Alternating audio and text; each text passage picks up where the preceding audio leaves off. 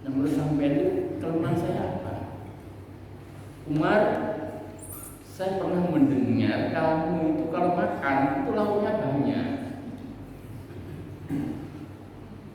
Jadi ada udang, ada cumi, ada gurami, ada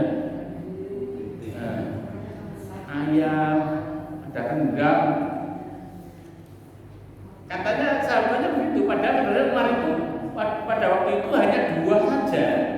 Nah, ini sahabatnya sudah, katanya saya dengar wahai Umar bin Khattab, kalau kamu makan itu lauknya lebih dari 1. Nah, itu kalau ukuran orang-orang soleh dan sahabat, 1 sudah cukup lah, kok harus ini. Ya, sekarang kadang-kadang banyak. Maksud saya ini orang yang kaya ya. Kadang beli itu 1 meja, dimakan beberapa nanti ditinggal. Dan itu dia fair.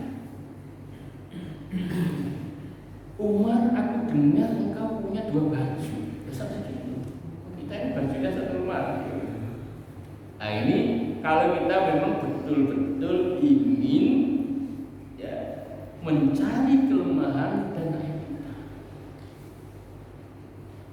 Kadang-kadang kita ini memang ya fitrahnya ya, ingin dihargai, ingin dinilai, sehingga kalau bisa itu pengambilan itu ya luar biasa, ya baju ganti-ganti.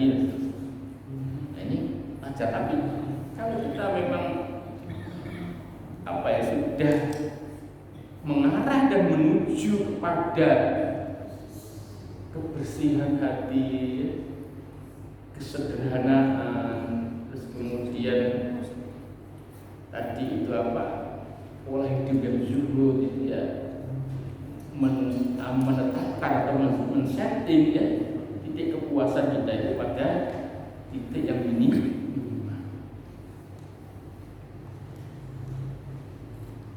Nah, kalau kita ini siap gitu kan ya, mencari kelemahan kita itu ya dikritik, itu kita harus apa? Justru mencari orang yang kira-kira tidak suka dengan kita ya, supaya kita ini tahu kelemahan kita. Karena kalau dengan teman baik itu biasanya yang disampaikan itu yang baik-baik. Misalnya Imam Syafi'i mengatakan wa'ainu ridho amkuli aibin kailatu kama anna 'aina syuhti tubdil masawiyah. Jadi kalau sahabat yang baik itu ya, maksudnya kalau kita itu dengan sahabat yang dekat itu biasanya atau yang suka dengan kita itu yang ditunjukkan yang baik-baik. Tentang kelemahan kita, tentang aib kita itu ditutupi. Tapi ya sebaliknya orang yang benci ya tidak suka itu ya kelebihan kita, kebaikan kita itu justru ditutupi, yang dimunculkan itu kekurangan. Sehingga kalau kita ingin mencari kelemahan dan aib kita, ya coba ke orang yang tidak suka, orang yang benci kita. Nah, kita siap tidak misalnya terbuka aib-aib kita dan kelemahan-kelemahan kita. Nah, ini berusaha. Tapi Bapak Ibu sekalian, kalau kita itu memang niatnya ya ingin membersihkan hati kita ya dari sifat-sifat yang baik ya, tidak apa-apa, kita coba nyari ke orang yang tidak suka. Termasuk ya misalnya pergi ke tempat-tempat tertentu ya, ke pasar, atau kemudian dengarkan pembicaraan orang. Ini juga penting. Ini bapak-bapak ini senang ke pasar enggak?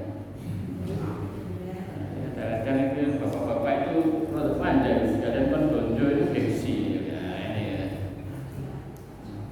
Atau biasanya kalau mau itu diantar terus nunggu, kalau tunggu motor ya.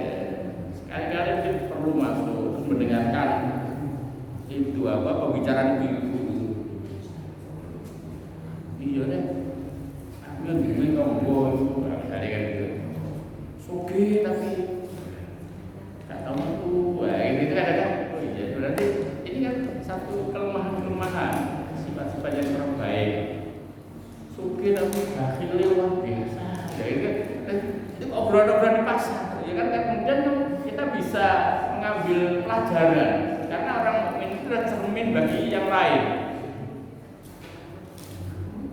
Dulu saya waktu jadi caleg itu ya, ternyata baru beberapa tahun kemudian itu dirasani saya. Baru ada yang cerita. Apa ini caleg itu lah belarang. Apa janji tok. Padahal waktu itu saya mengingat, Pak, ini RT ini kira-kira apa?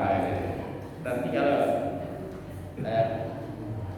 kita menang, nanti mungkin kita kan waktu itu kan kalau kita menang gitu loh. Tapi kan kalau kalah kan ya enggak, atau enggak jadi kan enggak beri apa-apa. Tapi saya baru tahu belakangan itu ternyata ada salah satu warga itu yang dia tukang potong itu cerita kepada teman saya gitu. Oh iya ternyata ya itu kan kita enggak tahu, baru tahu. Apalagi yang jadi caleg itu hati-hati, jangan banyak membuat janji nanti. Janji tok, padahal waktu itu ya saya ingat memang itu. Kira-kira RT butuh apa, Pak? Nanti kalau menang ya karena juga kada penting. Nah, titik lemah. Oleh sebab itu ada orang itu yang dia tidak tertarik dengan wanita, ya dengan harta enggak, tapi dengan jabatan itu dia sangat tinggi syahwatnya.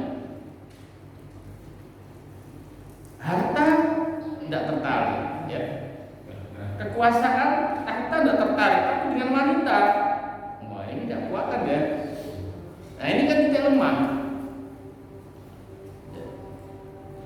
Sehingga kalau begitu, ya Allah, saya kalau misalnya ada orang yang tidak tergiur dengan atau tidak terpengaruh dengan sedikit boleh digagal, tapi dulu amplop atau yang tebel, itu pengaruh lain karena saya. Nah ini yang kita sendiri yang harus mendeteksi. Kalau ternyata kelemahan kita itu adalah wanita, ya kita berusaha hati-hati. Pandangan, kemudian pergaulan, interaksi dengan wanita ya semaksimal mungkin kita diganti. Tapi kalau titik lemah kita itu ada pada harta, ya juga bagaimana supaya kemudian dengan harta yang kita miliki itu tidak menjadi kita ini gigil ya, karena dihitung-hitung terus. Tabungan saya harus tahun ini harus sampai sini ya. Nanti kalau dikurangi saya ada bisa beli ini beli ini titik-titik lemah kita. Terus ada? Oh iya. Jadi mungkin malam ini ya kita coba, pasti pembahasan kita masih sekitar mendeteksi, melihat, evaluasi titik-titik lemah kita, sehingga kita nanti berusaha baik.